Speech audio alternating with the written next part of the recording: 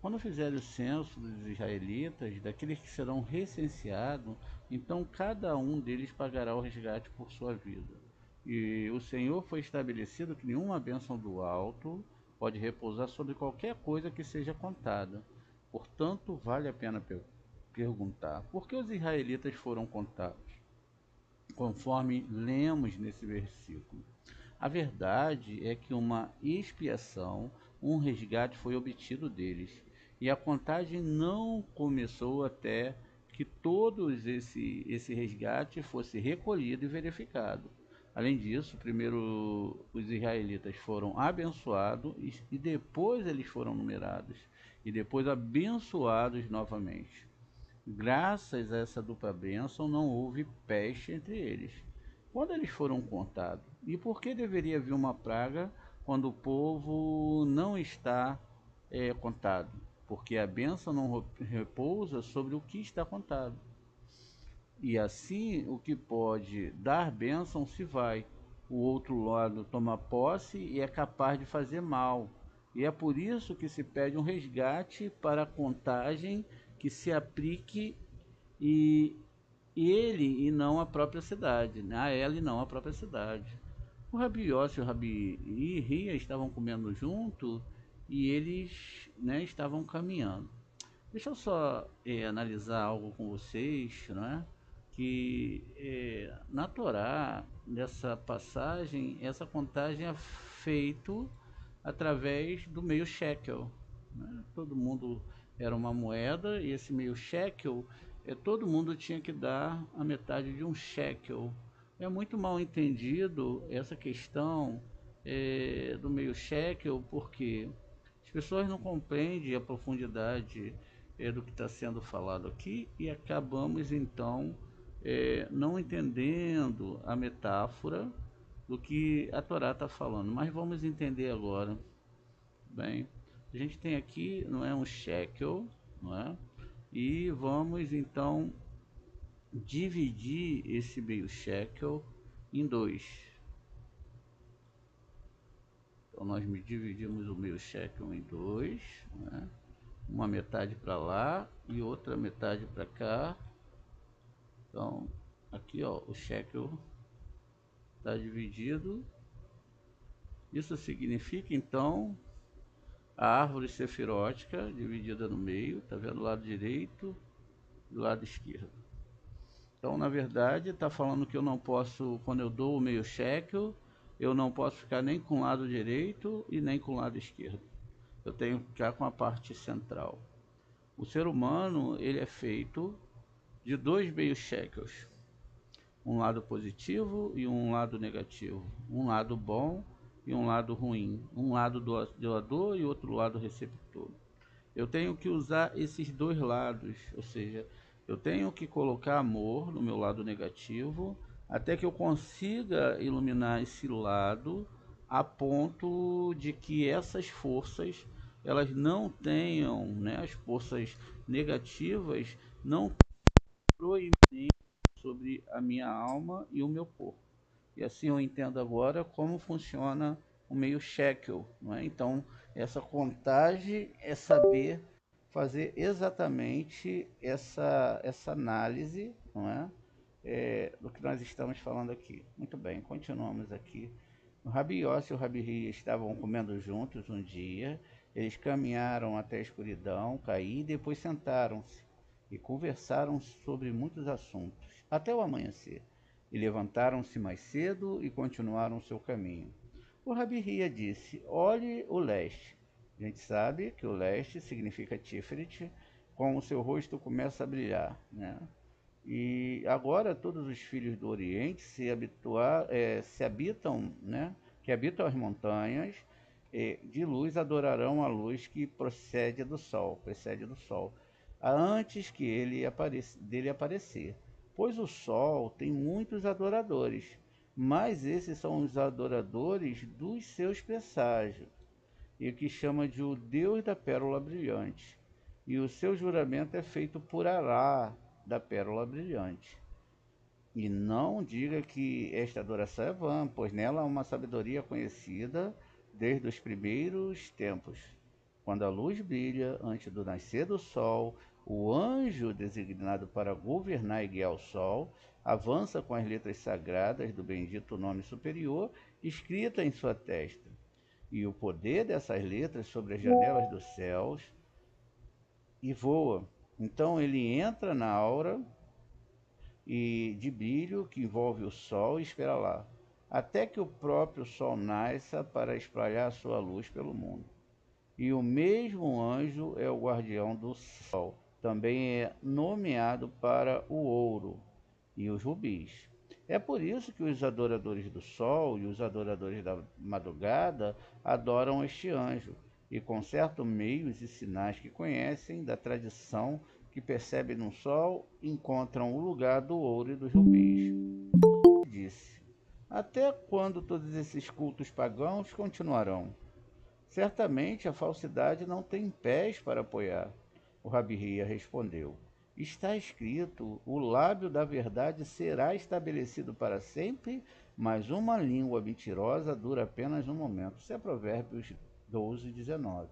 E bem, se o próprio objeto de adoração dos homens fosse falso, seria como você dizer.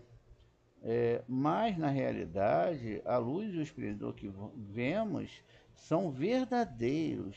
As estrelas e os firmamentos são verdadeiras, porque o homem, em sua tolice e falta de bom senso, erroneamente tomam essas coisas como se fosse o próprio Deus e as chamam assim. Deus destruirá a sua própria obra? Mas no tempo que acontecerá a era messiânica, nem as estrelas, nem o sol serão destruídos, mas aqueles que persistem na sua adoração. É isso que o versículo realmente implica. O lábio da verdade serão estabelecido para sempre. E isso se refere a Israel, que é o lábio da verdade. Na medida em que proclama Shemar Israel, né, Adonai é nosso, Elohim, Adonai é um. A própria essência da verdade traduz a segunda metade do versículo. Não como uma língua mentirosa, dura apenas por um momento, Hagar, mas literalmente. Até que eu, Israel, encontrarei descanso, arguia do meu pesado fardo. Muito bem. Veja, mesmo que os homens adorem esses seres, esse ser que vem trazendo essa luz do sol, as estrelas, esses astros, eles não são culpados. E eles não serão destruídos lá na frente. Mas aqueles que fazem isso serão destruídos. O mal não está em nada que foi criado, mas na idolatria que tem dentro do homem e do proveito que ele quer tirar das criaturas e não do Criador, fazendo dessas criaturas Deus. Por isso que o Shema é muito importante. Diz ainda: pois no tempo que está por vir, a língua mentirosa que se chama de Deus, aquela coisa que não é Deus, será destruída. Mas Israel está escrito um povo para o qual eu formei, eu, para os meus louvores, sejam cantados. Isso é o Isaías lá no 43:21. Lembro-me certa vez que, caminhando com Rabi Eleazar, encontramos um digno de retiro. O nome dele era Erguenon, na estrada. Ele disse a Rabi Eleazar: você conhece bem as Sagradas Escrituras judaicas? E o Rabi Eleazar respondeu: sim, eu sei. O gentil continuou: você não diz que sua fé é verdade e também as suas escrituras, enquanto a nossa fé é uma mentira e também a nossa escrita é uma mentira? Mas está escrito em seu livro: o lábio da verdade será estabelecido para sempre. Mas a língua mentirosa dura apenas um momento. Bem, fomos estabelecidos em nosso reino desde os tempos antigos, e ele permaneceu conosco geração após geração e está estabelecido para sempre, disse o gentio. Enquanto o seu reino durou pouco e logo desapareceu, e em você as palavras a língua mentirosa é apenas por um momento, foram cumpridas, disse o gentio para os judeus. Então Rabi Eleazar disse-lhe, vejo que você é bem versado na Sagrada Escritura. A maldita luz em você, né, se estivesse escrito, foi estabelecido, você estaria certo, mas diz lá, será estabelecido. Ou seja, não foi, mas será. O que significa que no futuro, a verdade será estabelecida, embora não esteja estabelecida agora. Atualmente, o lábio da mentira está reto e o lábio da verdade está prostrado. Tá vendo? Então, o lábio da mentira, a gente vê o lábio da mentira, está reto, parece que é tudo verdade. E o lábio da verdade está prostrado. Mas no futuro a verdade surgirá e florescerá no meio da terra. O gentio disse: você está realmente certo e abençoado, as pessoas que possuem a verdade e a escritura dela. E aí eles mais tarde souberam que esse gentio tinha se tornado judeu. O que aconteceu aqui? Uma falta de entendimento das escrituras e da leitura da Torá. Veja, que foram cumpridas ou serão cumpridas. Então, esse erro, muitas vezes, através de traduções mentirosas, não se entender o hebraico, ir atrás de qualquer pessoa que está lendo essa escritura, sem colocar, não é, um carinho, um cuidado para a interpretação mais correta do texto, não é, leva a pessoa a isso. Essa conversa levou essa pessoa a entender o que eles estavam falando estava errado e que naquele momento não seria um momento apropriado para que as bênçãos divinas caíssem. Veja, e logo antes citou sobre a idolatria. Depois continuaram o caminho até chegarem a um campo onde pararam de orar. Pararam para orar. Né? Depois continuaram o caminho até chegarem a um campo onde pararam para orar. Então eles exclamaram, de agora em diante vamos nos unir a Sheriná. E enquanto caminhamos, vamos discutir sobre a Torá. O Rabi Yossi então começou citando o seguinte versículo: Eis que todos aqueles que estão irados contra ti serão envergonhados e confundidos. Isso é o que diz Isaías no 41:11. 41:11, exatamente. Ele disse: o santo bendito seja ele, e fará com que o tempo vindouro todas as coisas boas que ele prometeu a Israel, pela boca dos verdadeiros profetas, e na esperança da qual Israel pode sofrer tanto no exílio. Pois se não fosse por aquelas promessas gloriosas que os israelitas veem escritas nas Escrituras e que aguardam com tanto entusiasmo, não teriam tido forças para suportar os rigores do exílio. Mas, do jeito que estão, eles consertam as casas de estudos, não é? Abrem os livros sagrados e neles leem todas as coisas boas que o santo lhe prometeu e são consolados no exílio. Ficarão envergonhadas e confundidas diante de você. Assim está escrito: ouvi a palavra do Senhor, vós que temeis suas palavras, vossos irmãos que vos odeiam, que vos enviam mensagem impura por causa do meu nome. Dizem: glorificado seja o Senhor, para que possamos ver sua alegria. Mas eles ficarão envergonhados. Veja, todas essas pessoas que foram contra o Eterno, por isso que a Torá proíbe de você ir conversar com escarnecedores. Por quê? Vamos lá. A pessoa pega uma tradução, não é, dentro da Torá, ela pega aqui, vem aqui, não é? Nós nascemos num local que não se fala o hebraico, nascemos fora de Israel, mas podemos estudar em hebraico, temos a habilidade, não é? Ó. Então ele chega aqui, lê tudo que está aqui traduzido aqui. Então ele vai falar aqui, olha só, tá vendo? Ó? Olha, aqui está aqui, e lá no outro texto tá de outro jeito. Veja só como é que essa Torá está errada, né? Aí começa-se a levantar um monte de coisa dentro da tradução. E pasme, até pessoas que dizem falar o hebraico. E, por exemplo, quando chega. Eu estava vendo aqui, ontem eu até editei esse vídeo, foi para o canal. O Alex fez uma pergunta sobre a questão é, da formação, da forma, né? Fazer idolatria, forma, que o homem foi feito a forma de Deus, como que funcionaria isso. E a gente deu uma percorrida na Torá e nas três formas de se escrever Torá, todas elas eram diferentes.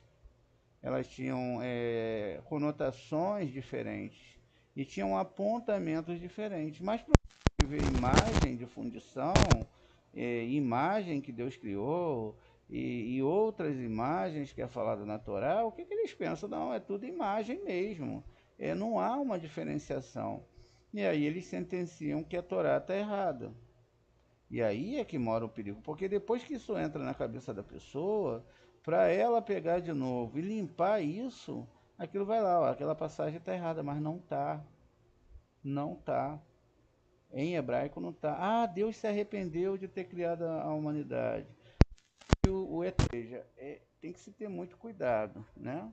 Então, no final, essas pessoas serão envergonhadas, todos aqueles que foram contra essa Torá. E diz: aqueles que tremem sua palavra são aqueles que suportam muito mal e muitas censuram, uma após a outra, como está escrito: ouvimos uma voz de tremor, de medo e não de paz. Vejam, aqueles que tremem da sua palavra, aqueles que temem, são aqueles que suportam muito mal e muita censura, uma após a outra, como está escrito: ouvimos uma voz de tremor, de medo e não de paz. Jeremias 35. Seus irmãos te odeiam, são os filhos de Esaú. Tá vendo? Nós vamos passar por tudo isso aqui, ó, mais uma vez. Aqueles que temem da Torá são aqueles que suportaram muito mal e muitas censuras, uma após a outra, como está escrito: ouvimos uma voz de tremor, de medo e não de paz. Seus irmãos que te odeiam são filhos de Esaú. Tá vendo quem odeia? Aqueles que são contra a Torá. Aqueles que lançaram que vocês são impuros, William, eles falaram que a Torá é impura. Como é dito, eles clamaram, não é, a eles, partam, eles são impuros. Isso é Lamentação 4,15. Pois nenhum povo no mundo despreza Israel tão manifestamente, cuspindo em seu rosto com desprezo, como faz os filhos de Edom, que lhes dizem: vocês estão todos impuros como uma mulher menstruada. Por amor do meu nome, seja glorificado o Senhor, eles dizem. Somos filhos do Deus vivo, eles dizem, e o seu nome é glorificado em nós, eles dizem. Reinamos sobre o mundo por causa daquele que é chamado grande, como está dito: Esaú, seus filhos mais velhos. Isso é o Bereshit no 27:15. E Deus também é chamado de grande, Terrilim 143. Enquanto você é o menor de todo, você é o Jacó, o filho mais novo. Isso é o Bereshit 27:15. Onde está o seu Deus? Eles perguntam. Onde estão todas aquelas coisas boas que te deixaria com inveja, que deixaria com inveja todas as outras nações? Ficamos muito satisfeitos em ver aquela alegria da qual vocês se vangloriam, dizendo: eles são envergonhados, mas o Espírito do Santo responde com eco: eles serão envergonhados. O Rabi Hia disse: na verdade, é assim. Contudo, vemos tal como fizeram os grandes que estiveram nesse mundo, nos primeiros anos, que o exílio é prolongado e que o filho de Davi, o Machia, ainda não apareceu. Rabi Yossi respondeu: sim, mas o que permite a Israel suportar o seu exílio por tanto tempo? São aquelas promessas que o santo fez aos israelitas, como já apontamos. Assim, quando vão às sinagogas e à casa de estudo, e veem todas essas consolações, todas essas esperanças reconfortantes e seguras. Alegrem-se no coração e são capazes de suportar tudo o que lhe acontece. E caso contrário, eles não seriam capazes de fazê-lo. O Rabi Hia disse: é verdade. E tudo depende do arrependimento. Veja, tudo depende do arrependimento. Mas você não deve imaginar que nesse momento todos se levantam ao mesmo tempo para se arrepender. Eu te digo que não é assim. Por quê? Pois está escrito: acontecerá todas essas coisas, te sobrevierem, e as considerares em teu coração, nas nações onde vocês vão estar no meio, para onde o Senhor teu Deus te levou, e voltaste para o Senhor teu Deus. Então Hashem restaurará o seu cativeiro e te reunirá novamente de todos os povos. Ainda que os teus exílios sejam nos confins do céu, lá o Senhor teu Deus te reunirá a você. Isso é Devarim 31 ao 5. Embora tudo o que está implícito nessa passagem permaneça não realizado, o arrependimento não pode aparecer entre eles. E o Rabi Yossi disse: como você fechou todas as saídas e rotas para as crianças surpreendida pela noite do exílio, não deixando nenhuma abertura ou espaço para a coragem ou a esperança, pois certamente haveria muitos, como houve em todas as gerações, que não desejariam sem um longo exílio nem a retribuição futura. E eles abandonariam os preceitos da Torá, porque eles não aguentariam, e seriam absorvidos por outras nações. Não é assim, disse, como uma mulher grávida, quando o parto se aproxima, contorce-se e chora de dor. Assim temos o estado na tua presença, Shem. Isaías 36, 17. Bem, a duração normal da gravidez é de 9 meses, mas acontece frequentemente que a criança nasce apenas alguns dias no nono mês. E assim toda dor e tristeza acontece no nono mês. Por isso é importante que o período completo da gravidez tenha passado. O mesmo acontece com os israelitas depois de terem experimentado as dores do exílio. Assim que se arrependerem, serão considerados como se tivessem realmente suportado todas as coisas mencionadas na Escritura. Tanto mais porque muitas tribulações realmente afetaram desde o início do exílio. Está escrito: quando você estiver em apuro e todas essas coisas acontecerem sobre você nos últimos dias, Devarim 4:30, o grande amor que o santo concedeu a Israel pode ser ilustrado pela seguinte parábola: um rei tinha um filho único a quem amava com amor. E como amava, confiava à rainha todos os cuidados da sua educação e de sua instrução no caminho certo da vida.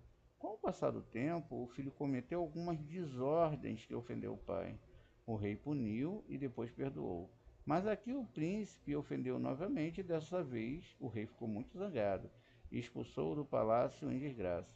O jovem partiu, mas em vez de começar uma nova vida e adotar o caminho da virtude para que seu pai, sabendo do seu esforço, desejasse seu retorno, disse para si mesmo: como estou fora do palácio de meu pai, posso me comportar como quiser. E ele foi e se associou a prostitutas e se contaminou com elas e estava sempre na companhia delas. A rainha, sua mãe, descobria sobre ele todos os dias, sabendo das suas ações diariamente, incluindo suas associações com prostitutas, e ela chorou amargamente e sofreu por seu filho. Um dia o rei entrou em seu quarto, a encontrou chorando e perguntou a ela: por que você está chorando? E ela respondeu: será que eu não poderia chorar quando nosso filho está fora do palácio do rei e se envolve com prostitutas? O rei disse: por consideração a você, vou deixá-lo retornar, mas você deve ser responsável por ele. Ela respondeu: eu estarei. O rei disse: sendo assim, não deveríamos procurar publicamente durante o dia, pois seria uma desonra visitarmos bordéis em busca dele. Se não tivesse se desagradado tão manifestantemente, eu teria ido procurar com grande pompa diante de toda a minha equipe. O exército com trombetas e cantos de alegria pela nossa reconciliação, como uma guarda especial para escutá-lo à sua direita e à sua esquerda, para que todos ficassem cheios de medos e saberia que ele, o filho do rei, mas depois de ter manchado minha honra, ele deve retornar secretamente, para que ninguém saiba disso. Então o príncipe foi trazido de volta ao palácio em particular, e o rei o entregou para sua mãe. Depois de um tempo, ele se comportou mal novamente. O que ele fez, o rei? Ele expulsou a mãe e o filho junto do palácio, dizendo: vocês devem ser expulsos juntos, e sair sofreu exílio e a punição. Pois eu sei que meu coração, né, em meu coração, que quando vocês sofrerem junto, meu filho se arrependerá verdadeiramente. Por isso que a Torá só fala que a retificação só vem através do sofrimento, porque aí vai gerar verdadeiramente um arrependimento para não se repetir o erro cometido. Da mesma forma, os israelitas são o filho do rei santo que os deixou ir para o cativeiro no Egito. Poderíamos dizer que naquele momento eles tinham pecado. A resposta seria de que o santo havia decretado a Abraão, entre as peças do sacrifício, né, as 4 partes cortadas, Gênesis 15, 6 ao 21, que tinha que ser cumprido. E também a pergunta de Abraão: porque eu sei que vou herdá-lo? Isso é Gênesis 5, 8. Foi a causa do exílio de Israel no Egito. Contudo, até a saída do Egito, eles ainda não eram uma nação e não apareciam sobre uma luz adequada. Está escrito: como a rosa entre espinhos, está vendo? Todo o planeta Terra, assim é meu amor entre as filhas. Isso é Cântico do Cântico 2:2.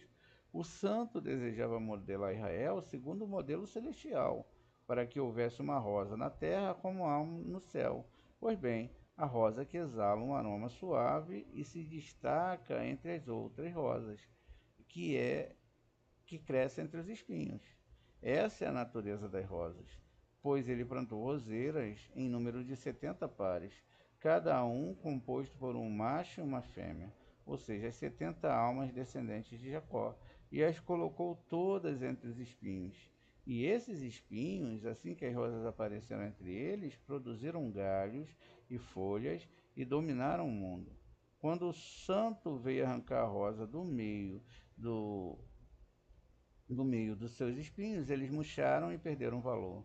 Quando ele foi colher esta rosa para tirar seu primogênito do Egito, o rei veio com muitos exércitos, anjos com bandeiras agitadas, e o libertou, o seu primogênito, da escravidão, por muitos atos poderosos, e trouxe para o seu palácio.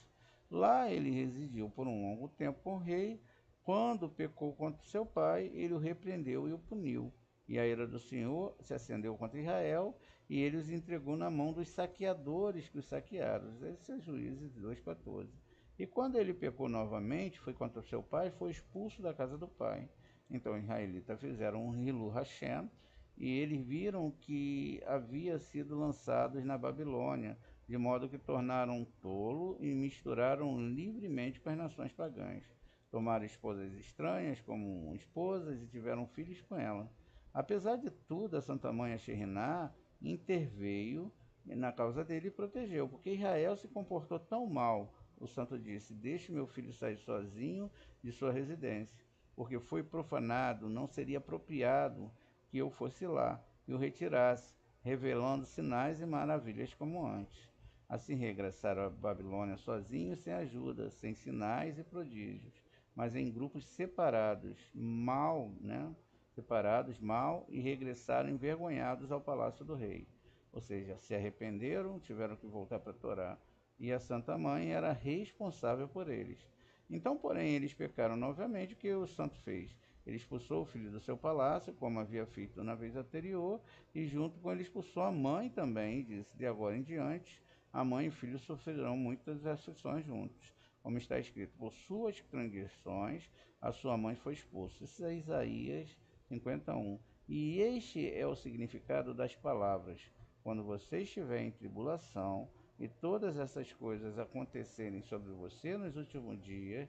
O que são os últimos dias? Designa, aqui ó, os últimos dias designa a Santa Mãe que foi expulsa com todas as almas, a Sheriná, que com os filhos de Israel sofreram junto todas as tribulações dos exílios. E se apenas se arrependessem, um único sofrimento ou uma única aflição seriam considerados equivalentes a todos os sofrimentos que lhe foram decretados. Mas se não se arrependerem, permanecerão no exílio até que o fim traga a aniquilação completa através de todas as gerações, como nos disse a lâmpada sagrada, o Rabi Simeão, citando as palavras: e se não fizerem, e se não for resgatada no espaço de um ano inteiro, a casa que estiver numa cidade em dificuldades será estabelecida para sempre como propriedade daquele que comprou ao longo das gerações. Então, tudo depende do arrependimento, e o Rabi Ria disse: na verdade, você está certo. E assim o exílio foi prolongado, mas o santo cumprirá toda a sua promessa para eles no fim dos dias, como está escrito. E acontecerá que nos últimos dias o monte da casa do Senhor será estabelecido no topo das outras montanhas e será exaltada acima das colinas, e todas as nações se reunirão para ela. Isso é Isaías 2:2. Então veja, a construção, não é, dentro desses parâmetros, é que tudo tem um porquê. Não há mal, né, e também não há bem imerecido. Tudo faz parte da construção do Guimate Kun, de todas as pessoas, não é, e do estudo dessa Torá. A gente